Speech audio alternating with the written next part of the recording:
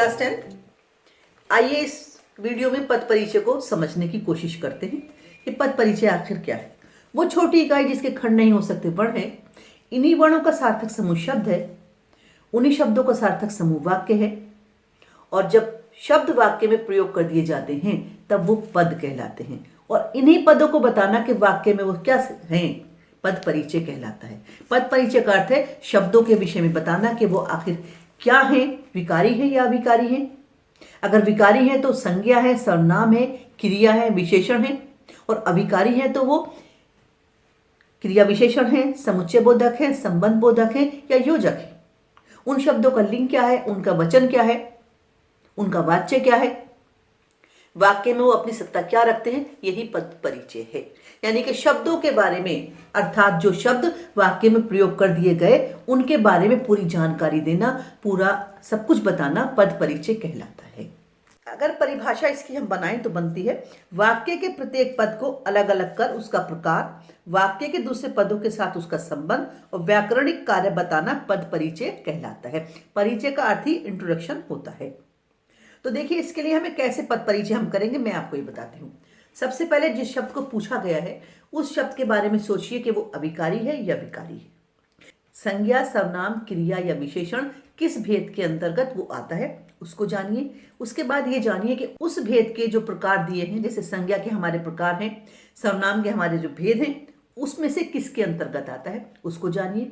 उसके बाद जानिए कि उसका लिंग क्या है, उसका वचन क्या है और वाक्य में उसकी सत्ता क्या है। ये सब जब आप कर लेंगे तो पद परिचय कहलाएगा। देखिए मैं एक सेंटेंस के कुछ शब्दों का पद परिचय करके आपको बताती हूँ।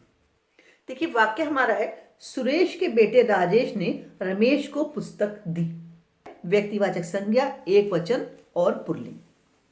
अगर दूसरा शब्द हम लेते हैं बेटे, तो बेटा भी हमारा जो है वो पुल्लिंग ही है, लेकिन यहां पर जो बेटा है वो, वैसे तो बेटा शब्द हमारा जातिवाचक होना चाहिए, लेकिन क्योंकि यहां पर कहा सुरेश के बेटे, यानी कि किसी एक तरफ की इशारा है, किसी एक वन एंड ओनली की तरफ इशारा है, इसलिए यहां पर जो सुरेश के बेटे में बेटा शब्द है वो भी व्यक्तिवाचक संज्ञा ही बनेगा।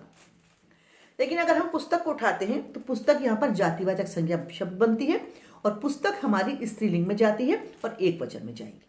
और अगर हम कारक की बात करें तो ये कर्म कारक होगा, क्योंकि उनका एक कर्म है कि उन्होंने पुस्तक उठाकर एक से दूसरे को दी। सीता अच्छी लड़की है। सीता व्यक्तिवाचक संज्ञा, एक वचन, स्त्रीलिंग और वाक्य का कर्ता भी है सीता। अच्छी सीता की विशेषता है, तो अच्छी और बुरी गुणवाचक विशेषण।